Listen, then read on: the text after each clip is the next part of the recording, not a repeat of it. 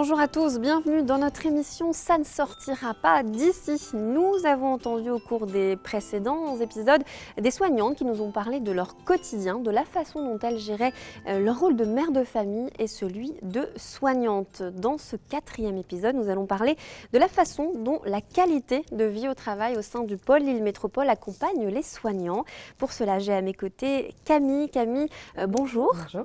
Vous êtes référente qualité de vie au travail sur le pôle. Merci d'être parmi nous. Est-ce que Camille, vous pouvez déjà nous expliquer en quelques mots qu'est-ce que la qualité de vie au travail ? Alors, la qualité de vie au travail est une démarche collective qui vise à combiner la performance de l'entreprise et le bien-être de nos collaborateurs. J'entends par là bien-être de nos collaborateurs un ensemble de facteurs tels que la cohésion d'équipe, tels que l'ambiance au travail, tels que l'intérêt aussi de son métier, tels que les responsabilités, l'autonomie, mais également la conciliation vie privée-vie professionnelle. Un ensemble de paramètres qui permettent de prendre soin de soi en tant que collaborateur au sein de l'entreprise. Voilà, c'est vraiment une démarche prendre soin de la personne, parce qu'on a parlé beaucoup effectivement du rôle de mère de famille, de soignante, mais aussi, il y a aussi une personne qui est là et c'est justement l'objectif, c'est de prendre soin de cette personne. Exactement, c'est tout l'enjeu en tout cas des groupes qualité de vie au travail. C'est effectivement, il y a la vie professionnelle, il y a la vie privée, mais il y a aussi soi et ne pas s'oublier. C'est tout l'enjeu et l'objectif des actions qui vont être mises en place par le groupe qualité de vie au travail. Alors justement, on va parler de ces actions, comment la démarche QVT a été mise en place sur le pôle concrètement ?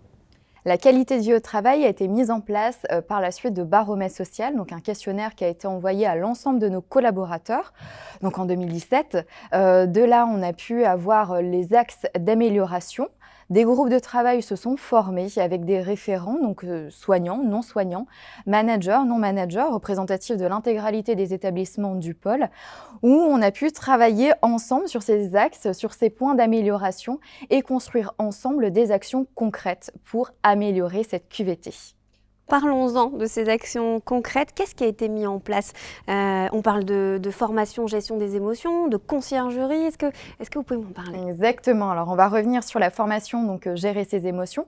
C'est une formation qui a été créée de A à Z par le groupe de travail qualité de vie au travail, qui englobe un certain nombre d'actions, d'outils aussi pour la vie quotidienne, mais la vie professionnelle également. Avoir, pas mettre de côté donc les émotions, pouvoir en tout cas les assimiler, les comprendre et pouvoir en tout cas utiliser des outils pour pouvoir pallier à certaines émotions parfois difficiles à vivre.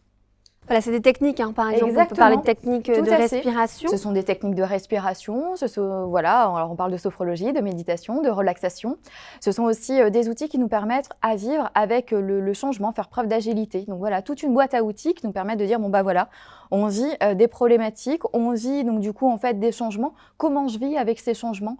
Comment je fais preuve d'agilité dans ma vie quotidienne et dans ma vie professionnelle ? Et on a des retours déjà, comment elles sont perçues ? Exactement. Alors c'est une formation qui a 3 ans aujourd'hui.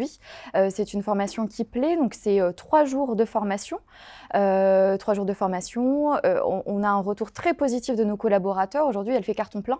Toutes les formations sont complètes. Les retours sont très positifs. Et derrière, ils utilisent. Alors, c'est toute la complexité en fait de la mise en place d'une formation, c'est-à-dire qu'on les forme, on a une boîte à outils, mais tout l'enjeu, c'est de pouvoir utiliser cette boîte à outils dans notre quotidien. Et là, on voit que les retours sont positifs parce que cette boîte à outils est utilisée. Je suis soignante, je veux faire cette formation gestion des émotions. Comment je m'y prends ?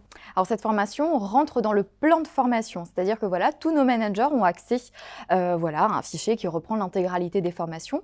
Donc, nos collaborateurs peuvent se rapprocher de leur manager et pouvoir s'inscrire sans souci. Il reste quelques dates en plus. Camille, est-ce que vous pouvez m'en dire plus sur la conciergerie ? Qu'est-ce que c'est concrètement ? Par exemple, je suis débordée dans ma vie ou pas finalement, mais personnelle. Comment la conciergerie peut nous aider ? Alors, la conciergerie a été mise en place sur un de nos sites en tant que pilote sur l'hôpital privé de Villeneuve-d'Ascq.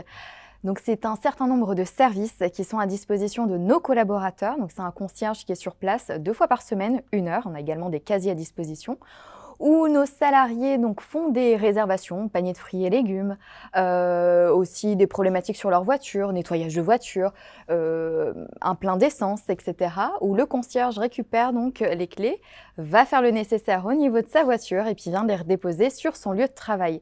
Donc c'est un réel gain de temps.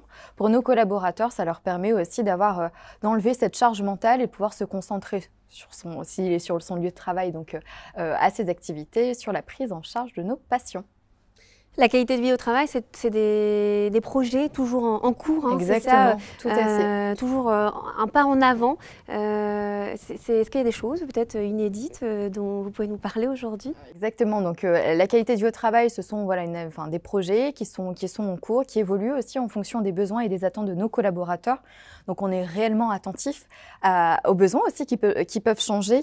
Là aujourd'hui, en tout cas cette année, on a axé sur le prendre soin de nous par le contexte aussi qui fait qu'on a besoin de se recentrer, se ressourcer pour pouvoir retrouver le plein d'énergie pour sa vie familiale mais sa vie professionnelle également. Oui, vous êtes adapté aussi à la situation, à la situation actuelle, le Covid et tout la crise. Tout à fait, de pouvoir aussi mettre à disposition un certain nombre de services. Là, on est en train de travailler sur la mise en place de recettes, donc de recettes saines, mais également de cours de sport, donc interactifs en mode digital, par nos professeurs, donc du coup de chez nous. Donc l'objectif, c'est aussi de pouvoir allier nos professionnels et nos experts métiers et mettre à disposition ces services pour nos collaborateurs. Donc des cours de sport, mais aussi des cours de cuisine. Tout ça, ce sont des projets à venir, mais également des cours de relaxation, des cours de sophrologie, tout ça qui vont venir. Et puis un événement sur la cohésion d'équipe qui ne va pas tarder. Merci beaucoup Camille, on a hâte en tout cas de voir tous ces projets se concrétiser. Nos intervenants nous l'ont confirmé, la conciliation vie de famille, vie professionnelle est un enjeu majeur qui doit être porté par tous les acteurs qui gravitent autour du soignant et ce au bénéfice d'un prendre soin toujours plus humain. Et ça ne sortira pas d'ici.